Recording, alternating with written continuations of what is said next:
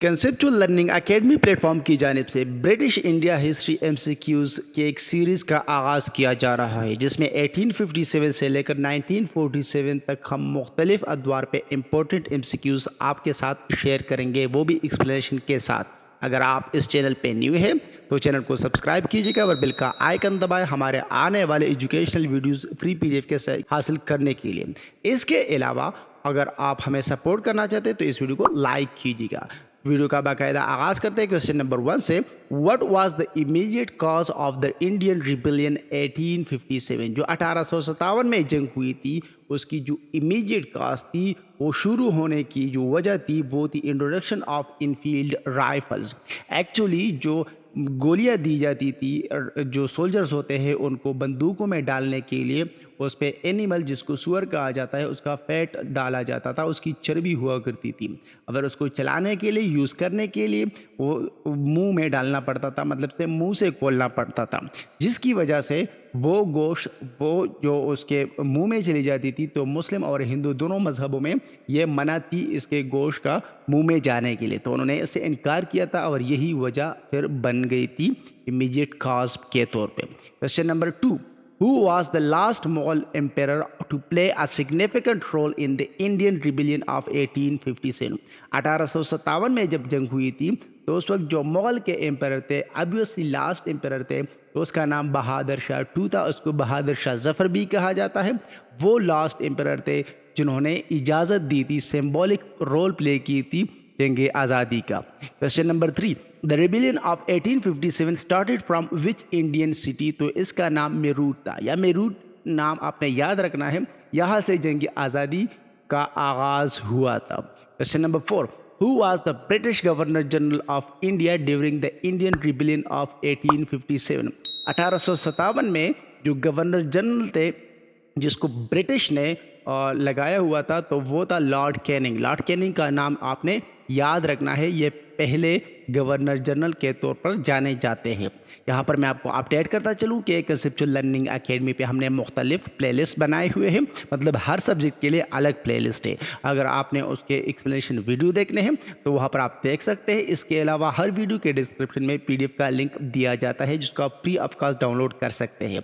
इसलिए आप हमें यूट्यूब के चैनल पे सब्सक्राइब कर सकते हैं, फेसबुक पे फॉलो कर सकते हैं और हमारा फ्री व्हाट्सएप ग्रुप ज्वाइन कर सकते हैं। Question number 5, what was the outcome of the siege of Lucknow during the Indian rebellion of 1857?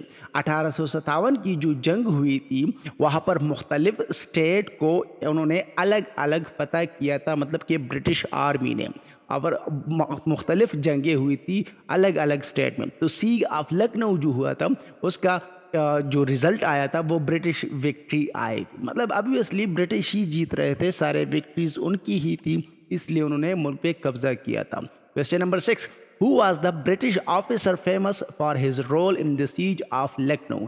Seize of Lucknow में जो ब्रिटिश ऑफिसर थे जो मशहूर हुए थे, तो सर कॉलिन कैंपबेल उनका नाम था, उन्होंने इसको लीड किया था। इसको लॉर्ड क्लाइड भी कहा गया बाद में, आप एक्सप्लेनेशन में देख सकते हैं। Question number 7, which Indian state witnessed the massacre of British women and children during the rebellion? मुख्तलिफ जगहों पे ब्रिटिश की जो वुमेन थी और चिल्ड्रन थी, खासकर सोल्जर्स भी थे, उसका मैसेकर भी हुआ था। मैसेकर कहते हैं कत्ले आम को, जहाँ पर ज़्यादा तादाद में मारा जाता है, खासकर मासूम लोगों को मारा जाता है। तो ये झांसी में हुई थी, जो झांसी मैसेकर कहा जाता है, वहाँ पर ब्रिटिश वुमेन एंड चिल्ड्रन का मैसेकर हुआ था। Question number 8, who was the Rani of Jhansi who played a prominent role in the rebellion? तो रानी ऑफ झांसी ये रानी लक्ष्मी बाई को कहा जाता है। उन्होंने एक खास रोल अदा किया था जो रिबेलियन हुई थी इंग्लिश या ब्रिटिश रूल के खिलाफ। Question number 9, what was the fate of Bahadur Shah two after the suppression of the rebellion? Bahadur Shah Zafar ने इजाज़त दी थी, सिंबॉलिक रोल प्ले किया था, और उसका फिर जो किस्मत थी, मतलब जो नतीजा निकल आया, वो एग्जाइल टू रंगून था। रंगून आजकल का जो म्यांमार मुल्क है उसमें एक इलाका है, उसको आजकल यंगून कहा जाता है। वहाँ पर उसको जेल में कैद किया गया, क्योंकि म्यांमार भी ब्रिटिश रूल के अंडर ही आ रहा था। जैसे कि पाकिस्तान और इंडिया पे ब्रिटिश वाले रूल कर रहे थे, वैसे ही म्यांमार पे, और वहीं पर फिर उसकी मौत हुई। Question number 10, the doctrine of labs was introduced by which British governor general. Doctrine of labs, ये जो British governor general Lord Dalhousie थे, उन्होंने इसको इंट्रोड्यूस किया था। और इसमें जो एनेक्सेशन होनी थी, मतलब कि जो इंडियन प्रिंसली स्टेट्स थे जैसे कि कश्मीर, गुजरात वगैरह थी, तो उनको जो अनेक्स करना था, अनेक्स मीन्स शामिल करना था ईस्ट इंडिया कंपनी में, उसके हवाले से कुछ रूल्स थे। लॉर्ड डलहौजी को आपने याद रखना है डॉक्ट्रिन ऑफ लेब्स के लिए। Question number 11, the annexation of which Indian state triggered widespread discontent among the Indian sepoys and nobility। तो ये annexation अवध का था, ओध भी उन्हें कहा जाता है। ये एक इंडियन स्टेट था और इस पर बहुत नाराज़गी शो की थी जो इंडिया के सिपाही थे या नोबिलिटी, मतलब कि जो नवाब वगैरह थे, उन्होंने इस पे गुस्से का इजहार किया था, रिजेंटमेंट शो किए थे। Question number 12, Who was the Nawab of Awadh during its annexation by the British? तो नवाब ऑफ अवाध, जिसको औध भी कहा जाता है, उसका नाम वाजिद अली शाह था। यह याद रखना ज़रूरी है, नवाब ऑफ अवाध वाजिद अली शाह थे जब एनेक्स किया जा रहा था 1857 में ब्रिटिश की तरफ से। Question number 13, Which British general was responsible for suppressing the rebellion in Bihar and Bengal. Bihar and Bengal पे भी बहुत अच्छी बड़ी रिबिलियन हुई थी, तो उसको सर हफरोज़ ने इसको रिस्पॉन्सिबल थे, मतलब उसको सप्रेस किया था। अलग अलग जनरल को ये टास्क दिया गया था, तो बिहार एंड बंगाल को सर हफरोज़ ने उसको सप्रेस किया था। Question number 14, who was the British officer known for his leadership during the siege of Delhi. Siege of Delhi, ये जो ब्रिटिश ऑफिसर थे सर आर्कडेल विल्सन, उसकी लीडरशिप के दौरान हुई थी। मतलब मैंने जैसे कहा कि मुख्तलिफ स्टेट्स पे सीज हुए थे, बैटल्स हुए थे, और ब्रिटिश आर्मी और जो इंडियन थे उनके दरमियान मुख्तलिफ जगहों पे, तो इस तरह सीज ऑफ दिल्ली भी उसमें से एक सीज थी, एक लड़ाई हुई थी, सर आर्कडेल विल्सन ने उसको लीड किया था।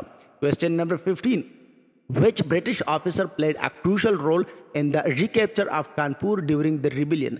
तो कानपुर को सर हेनरी हैवलॉक ने, मतलब कि उसको लीड किया था। वो जो लड़ाई थी वहाँ पर जो ब्रिटिश ऑफिसर थे सर हेनरी हैवलॉक उसका नाम था, उन्होंने कानपुर के रिकैप्चर में बहुत अच्छा खासा किरदार अदा किया था। Question number 16, Who led the Indian forces during the battle of Gwalior. Gwalior भी एक बहुत मशहूर बैटल है इन बैटल्स में से, तो इंडियन फोर्सेस को लीड किया था टटिया टॉप ने। टटिया टॉप एक इंडियन लीडर्स के एक हम कह सकते हैं कि की मैन थे, उन्होंने बैटल ऑफ ग्वालियर में बहुत अच्छा किरदार अदा किया था। Question number 17, the British victory at the battle of Gwalior led to the end of the rebellion in which year. Actually ये 1858 में हुई थी, जो 1857 में इसकी शुरुआत हुई थी। शुरुआत तो बहुत पहले से हुई थी, जब पंजाब वगैरह को 1840s में कैप्चर किया गया, मतलब जब रिबिलियन तो फिर दोबारा हुई थी 1857 में, तो वो जो एंड उसकी हुई थी वो रिबिलियन की, वो ग्वालियर के बैटल के साथ ही हुई थी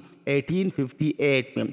और जो 1858 में थी ये एक डिसिसिव विक्ट्री थी ब्रिटिश के लिए। Question number 18, who was appointed as the viceroy of India following the suppression of the rebellion.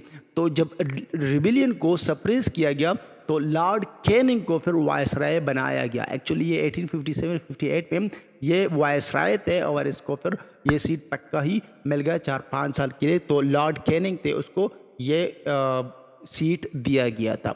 यहाँ पर हमारी वीडियो का अख्तिताम होता है। इंशाल्लाह इसका हम मज़ीद लेक्चर अपलोड करेंगे। 1947 तक हम इसको मुकम्मल तौर पे कवर करेंगे और हर 10 साल का हम अलग अलग लेक्चर अपलोड करेंगे। नेक्स्ट लेक्चर में हम 1870 तक के MCQs को शेयर करेंगे। अगर आपने ब्रिटिश इंडिया हिस्ट्री MCQs देखने हैं, वर्ड GK देखने हैं, या इस तरह के मज़ीद इंपॉर्टेंट MCQs, चाहे वो पॉलिटिकल साइंस पे हो, कॉन्स्टिट्यूशंस पे हो, या दूसरे सब्जेक्ट जैसे कि इंग्लिश हो, जैसे कि पाकिस्तान हिस्ट्री हो, पॉलिटिकल साइंस हो, या हिस्ट्री कंप्यूटर साइंस वगैरह के MCQs आपने हासिल करने हो, चाहे वो पेडागॉजी हो, तो उसके अलग अलग प्लेलिस्ट बनाए गए हैं। आप सबके एक्सप्लेनेशन वीडियो देख सकते हैं, आप उसको PDF डाउनलोड कर सकते हैं। इसलिए हमें YouTube चैनल पे सब्सक्राइब कर सकते हैं बेल का आइकन दबा के। इसके साथ साथ अब हमें Facebook पे फॉलो कर सकते हैं और हमारा फ्री WhatsApp ग्रुप ज्वाइन कर सकते हैं। Thank you.